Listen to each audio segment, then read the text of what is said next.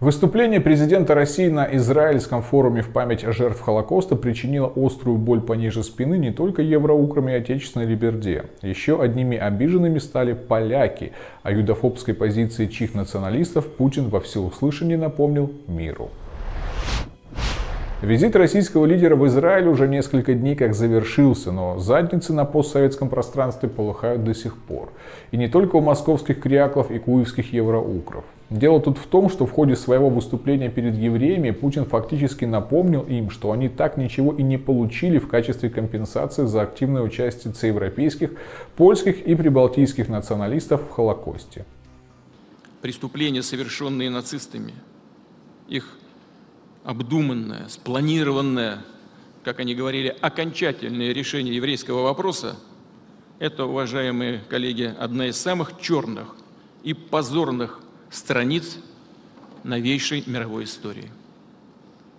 Но не забудем и о том, что у этого преступления были и соучастники, пособники. В жестокости они зачастую превосходили своих хозяев.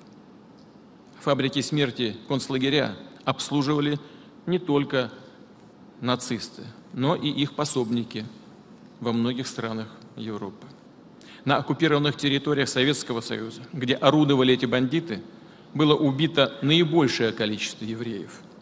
Так, на Украине погибло порядка 1,4 миллиона евреев. В Литве уничтожено 220 тысяч человек. Это, обращаю на это ваше внимание, дорогие друзья, это 95% довоенного еврейского населения этой страны. В Латвии 77 тысяч и так далее. Холокост пережили лишь несколько сотен латышских евреев. Ни для кого в Израиле не секрет, о ком идет речь. И что самое главное, если Германия сполна уплатила чеканной монетой за преступление гитлеровского режима, то ни Польша, ни Латвия, ни берег Сведомой Кости не выплатили ни копейки за деяния тех, кого считают своими идейными предшественниками. В Польше это националисты из армии Краевой, подчинявшиеся эмигрантскому правительству в Лондоне. Эти нацики польского разлива активно противодействовали не только красным партизанам из армии Людовой, но и убивали евреев. В 2018 году в Польше вышла книга журналиста Войцеха Лады «Бандиты из армии Краевой», в которой сообщается о неоднократных случаях убийств евреев подразделениями этой организации. По словам автора, свои преступления члены армии Краевой обычно объясняли тем, что евреи симпатизировали с Советом и помогали коммунистам, а поляков ненавидели. При этом часто речь шла о ликвидации коммунистических еврейских банд. Вот пара примеров подвигов польских нациков. Бесславными поступками на страницах истории отметились члены подразделения «Белые цвета» полка пехоты легионов армии Краевой. По приказу командира отряда лейтенанта Казимежа Ольховика по прозвищу Завиша 17 августа 1944 года 8 ополченцев убили 50 евреев, включая женщин и детей, которые сбежали из лагеря труда в городе Скаржиска-Каменно. Вещи убитых были отданы Завише, а трупы оставлены непогребенными. Эта группа евреев скрывалась в лесу недалеко от села Секерна, Свинтокшское воеводство, искала помощи и хотела присоединиться к партизанам армии Краевой. Годом ранее партизаны из специального отдела сектора 2 армии Краевой подокруга Цмелюв застрелили 7 евреев, которых скрывала полька Мария Шуба. До убийства дошло в ее присутствии. Перед убийством поляки требовали от евреев денег. Вот так. Пока нормальные поляки прятали евреев, польские нацики убивали найденных, включая женщин и детей. В ответ на вопрос, а чем же армия Краева отличалась от зондеркоманд СС, у польских властей и журналистов начинается неконтролируемое слюноотделение. И тогда они придумывают такой ход. Начинают писать, что в Польше антисемитизма нет, но зато он есть у клятых москалей. У них и так все сложно, а тут еще и Путин. Поэтому польский журнал «Политика» решил нанести Путину жестокий ответный удар и описать российский антисемитизм. А то во всей Европе антисемитизм растет, в Америке растет, а в России, по словам самих еврейских организаций, все тихо. Так вот, с одной стороны, признает издание, да, по всем исследованиям Россия не антисемитская страна. Но «Политика» смело предполагает, а что если в России просто живут не те евреи? Те все поуезжали, а остались невнимательные и пофигистичные. Скажем, в Новокузнецке в 2018 году на памятнике армянско-русской дружбы неизвестный вандал нарисовал свастику. Нормальные бы подняли «хай», потому что это явный антисемитизм, а русские евреи даже не заметили. К проявлениям бытовой юдофобии у русских евреев тоже не хватает чуткости. Там, где подкованные европейцы носились бы кругами и привлекали внимание общественности, русские евреи забивают болт, поясняя: да там мелочь, шуметь не о чем, 27%. И да я сам разрулил, 23%. Понятно, да? Россия настолько коварна, что вывела какой-то специальный подвид мордорских евреев, которых вообще ничего не берет. И сделала это, видимо, исключительно с целью насолить полякам, в фольклоре которых, к слову, до сих пор есть амулет, называемый «еврей с монетами». Вот что пишет о нем рукопожатная Википедия, которую нельзя заподозрить в русофилии. Согласно польскому антропологу и этнографу Йоанне Токарской-Бакер, образ пожилого еврея имеет в польском культурном сознании черты чуждой полякам общности, которая не является составной частью польской национальной самоидентификации. Сочетание алчного еврея и монет ассоциируется у поляков с давним негативным стереотипом о еврейском народе, который якобы обладает магической способностью манипулировать и управлять не принадлежащей ему денежной массой, получая при этом значительный доход. Согласно польскому антропологу Божению Минской-Кев, образ пожилого еврея является рефлекторным проявлением негативных эмоций, который вызывает традиционный польский антисемитизм и входит в систему представлений о еврее как о еврее-кровопийце, еврее-чародее и еврее-угнетателе. Негативно относятся к евреям поляки, и это признают сами польские антропологи, но антисемитизм он в России, которая вдобавок еще и вывела для себя упомянутый ранее устойчивый и способный не раздувать хайп подвид евреев. Видимо, из числа потомков тех, кого не добила армия Краева, кому удалось попасть к нормальным советским партизанам и спастись от гитлеровцев. Как можно, выслушивая все это, нормально относиться к властям Польши и управляемому ими государству? Вопрос риторический. Россия – многонациональная страна. И хоть у нас есть межэтнические трения, никто в нашем обществе, за исключением мизерной кучки маргинальных элементов, не героизирует нацизм. А у поляков, равно как у прибалтов и евроукров, другие нормы. Одной рукой они зигуют, восхваляя тех, кто участвовал в Холокосте и прочих преступлениях гитлеровцев, а другой доказывают, что их местные сорта нациков боролись против немцев за незалежность, заодно жутко пострадав от клятого советского режима. По-моему, нам вообще не о чем говорить с этими упоротами. России следует разорвать дипломатические отношения со всеми государствами, которые героизируют нацистов, и забыть об их существовании.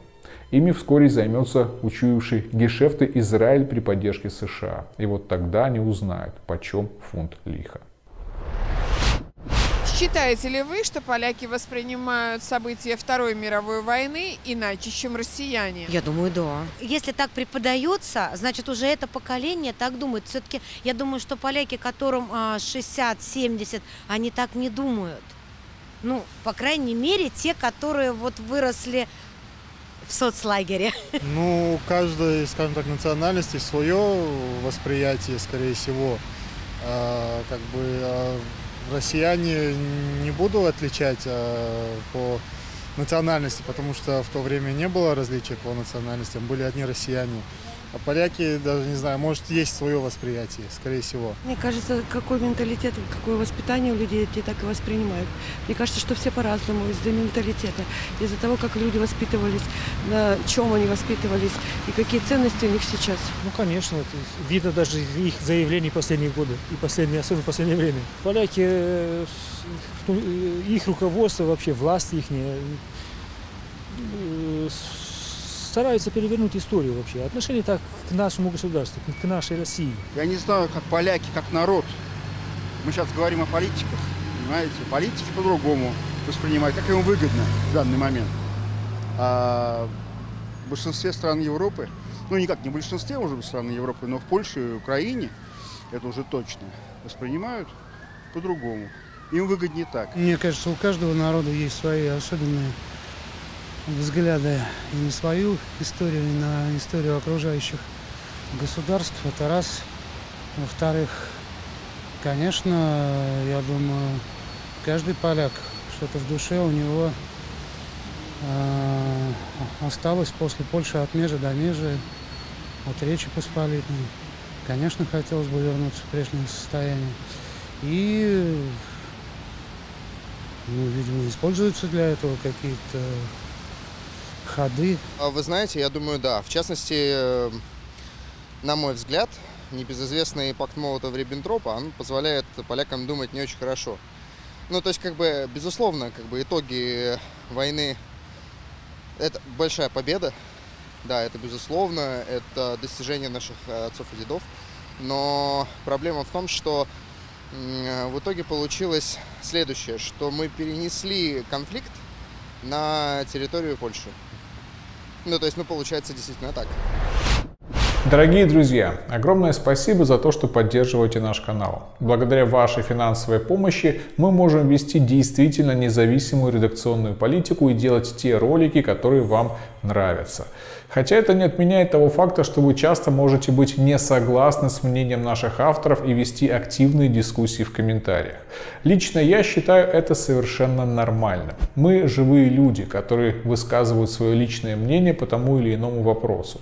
И очень круто, что у нашей аудитории есть свой взгляд, и мы ведем активные споры и дискуссии в комментариях.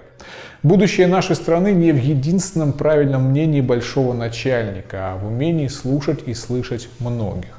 Я считаю каждого из тех, кто перечисляет нам средства для работы, нашим акционером. Эти деньги – ваши инвестиции. Инвестиции в будущее нашей страны, в работу по освещению самых разных событий. Это инвестиции в образование нашей молодежи, в аргументированное уделывание либералов на YouTube, площадки, которую они всегда считали своей. Это важная и нужная работа, которую мы делаем вместе с вами. Считаю нужным и правильным делиться с вами не только нашими успехами и планами, но и теми сложностями, которые у нас возникают.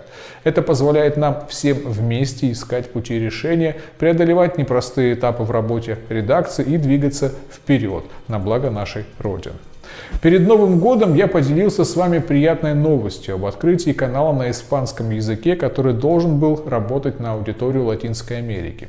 Это важный и перспективный регион, где наша страна может закрепить свое влияние и получать вполне определенные бонусы для нас с вами.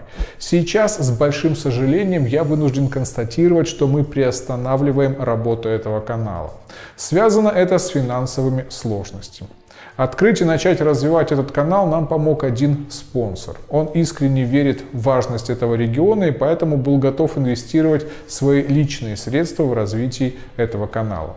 Но сейчас у него возникли некоторые финансовые сложности, и помощь каналу с его стороны была приостановлена. Но нет худа без добра. Вся эта история подтолкнула меня к мысли, что мы можем развивать отдельные темы и рубрики, если на эти конкретные направления будет находиться конкретный спонсор. Нынешняя ваша поддержка идет на работу нашей редакции в том режиме, который мы определяем внутри коллектива сами. Нам важно соблюдать баланс тем, которые дают большое количество просмотров и, соответственно, доходов от рекламы. Это Украина, Грузия, Прибалтика и так далее.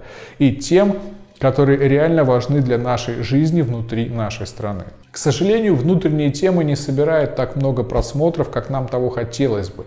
Поэтому вы часто пишете в комментариях, что неплохо было бы больше внимания уделять именно им, а не условной Украине. Теперь я хочу спросить вас. Может быть, среди наших подписчиков мы сможем найти средних и крупных инвесторов от 100 тысяч рублей в месяц, которые готовы инвестировать свои деньги в конкретные темы и направления. А может быть, даже открыть отдельный канал.